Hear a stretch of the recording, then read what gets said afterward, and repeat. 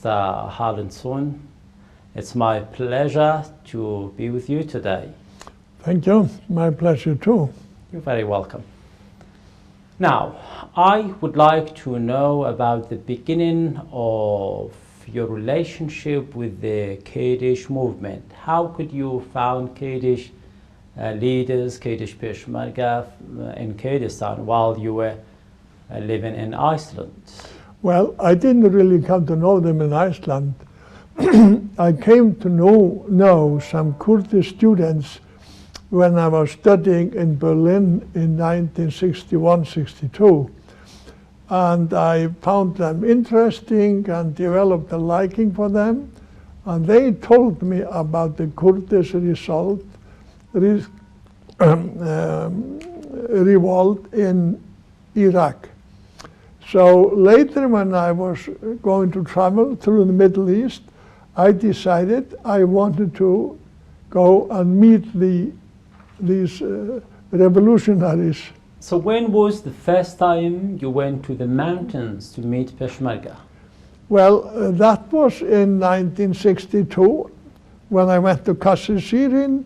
Then he went secretly over the border into Iraq again and into the Kurdish area. And then we traveled mostly at night for some time until we came into the area that was ruled by the Peshmergas. Where was that area? That was, I think it was somewhere north of Halabja.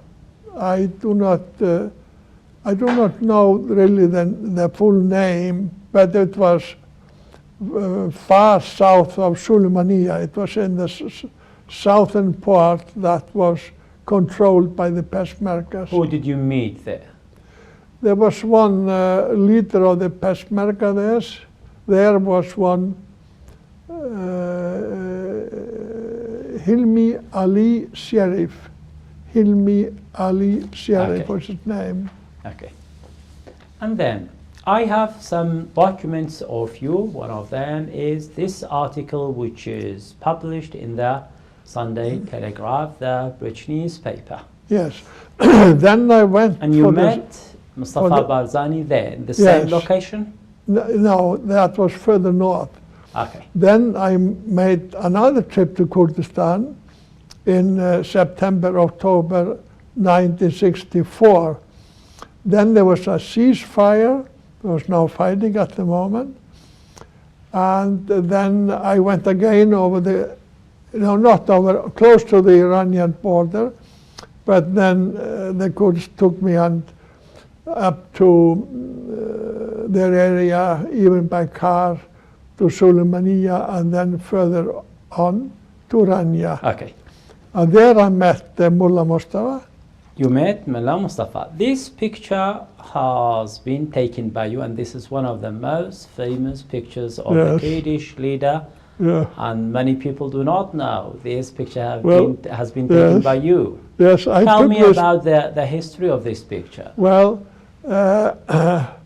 Barzani, he invited me one day to come up to his living quarters in the mountains of Rania. These are sort of hidden secret quarters because you never knew when there might be an air attack. So he lived there, and he invited me up to his quarters, and we had a dinner and a long discussion. And this photograph was taken on the way down the following morning. This was about almost an hour's walk from Rania up to the mountains. And there were also a number of Peshmergas with him who lived in this mountainous area. Okay. What was your subject of discussion with Barzani?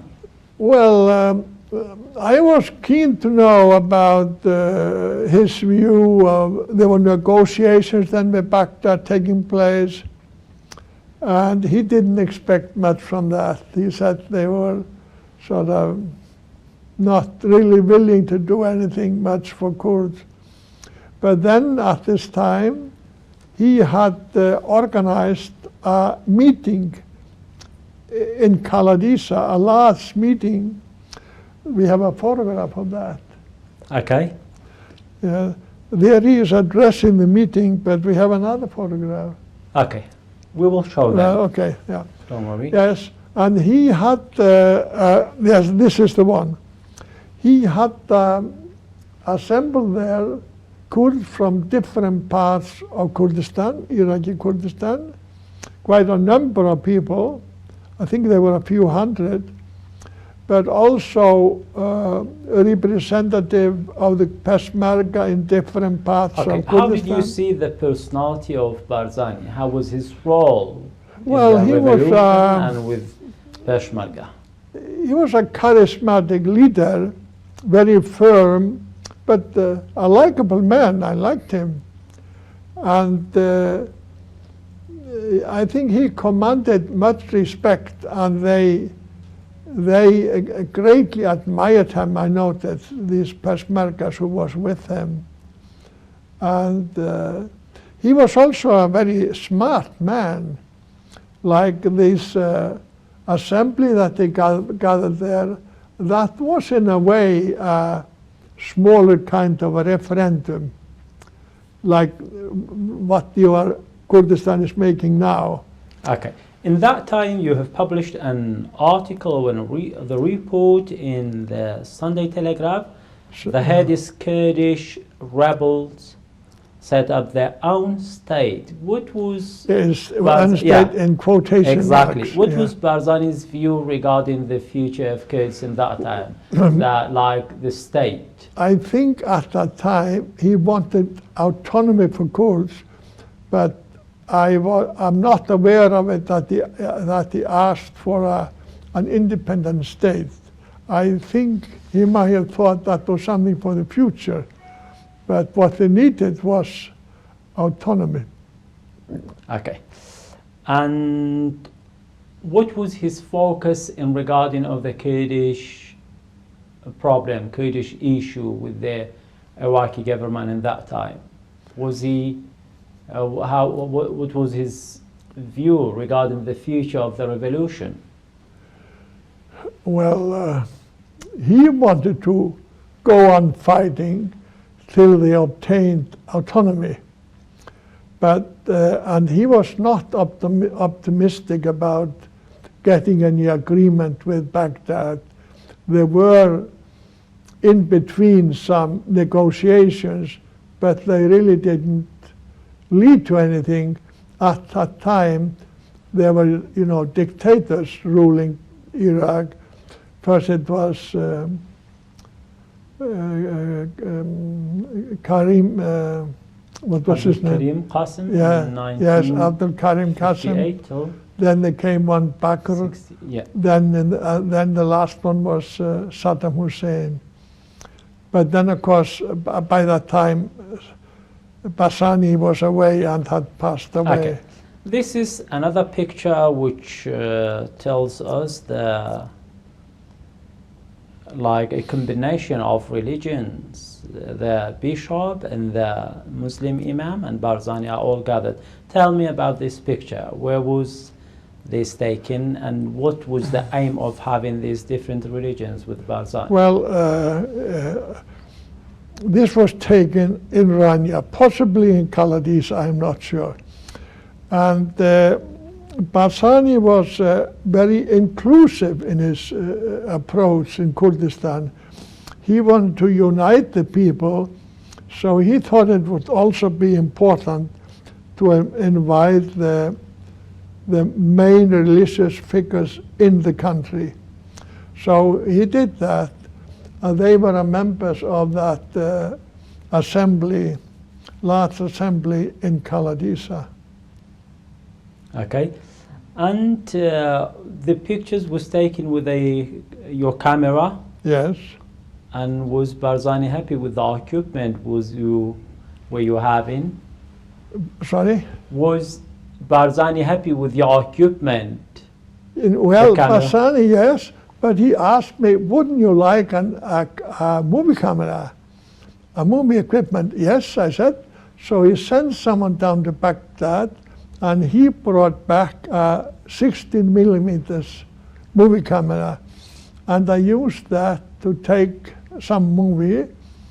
And there is one that I took that's become well known when he is with his Peshmergas walking down from his night quarters in the mountains down to Rania. These books are written about the Kurdish movement, but they are not in a Kurdish language. No. How was the impact of your attempts to spread the Kurdish issue, the rights of Kurds? Well, my first book, this one that I wrote, it was just in Iceland. It is in Icelandic. But then it was translated to German. And then after my second trip, when I met Barzani, I added some chapters to it on my second journey. And then it was published in Germany. And now I understand there's a publisher here in Kurdistan, Mayit. Yeah, Yes, he is going to publish the book in Kurdish and in Arabic.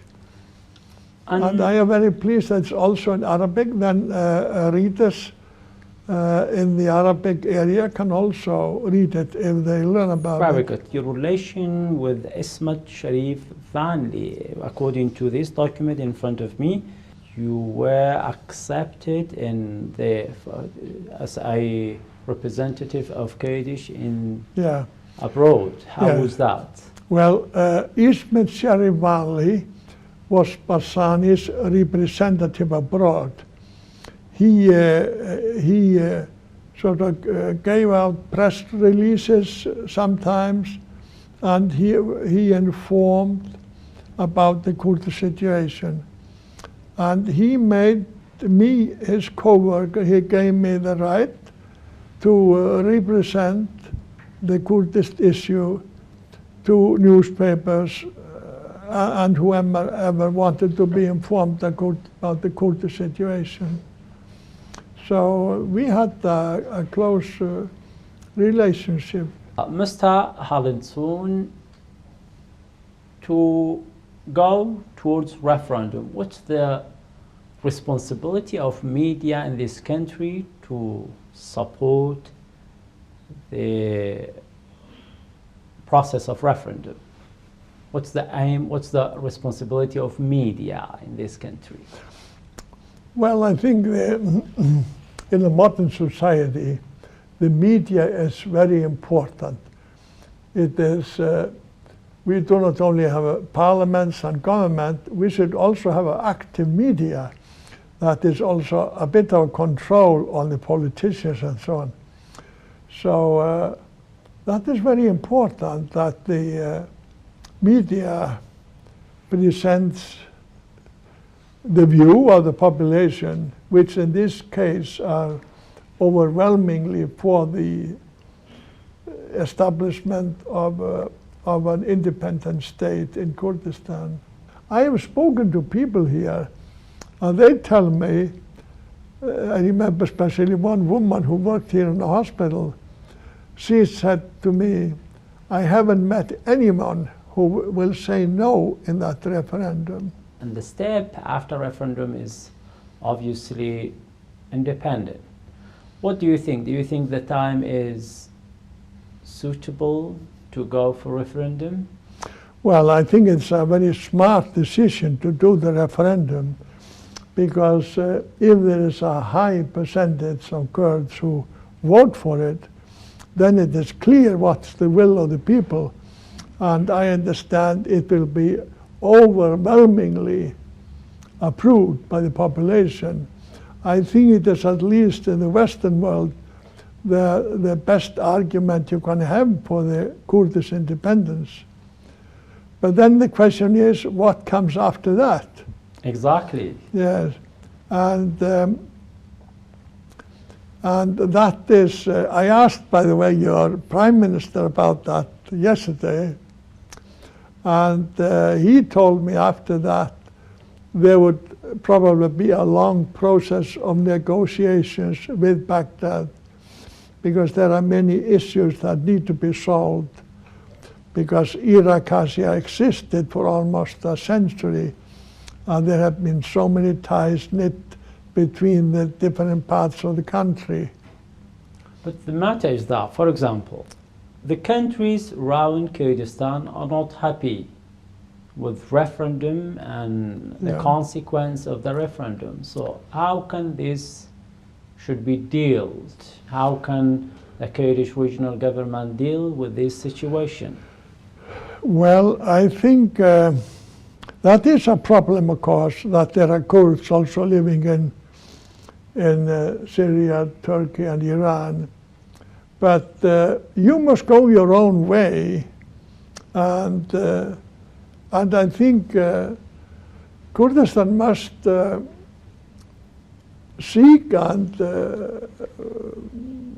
make a decision to be a sovereign republic. And I would think that you will quickly get recognition by a number of countries in the West. How? How?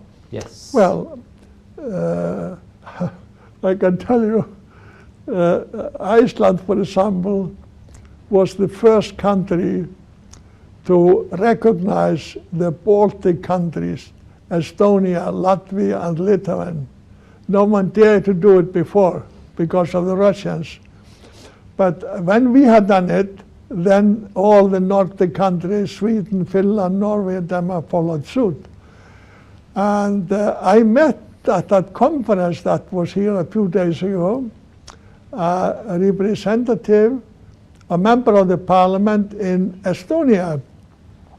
And he reminded me that Iceland had been the first to recognize the Baltic countries. And then he said to me, but now we are going to beat you. We will be the first to recognize Kurdistan. So do you think internationally there is a big support for this? I think so, yes. Yes, there is a big support, I think, among the European countries, but Iran will be much opposed, I understand. The Turks are, I don't know how they will react. And, but I think you will make it.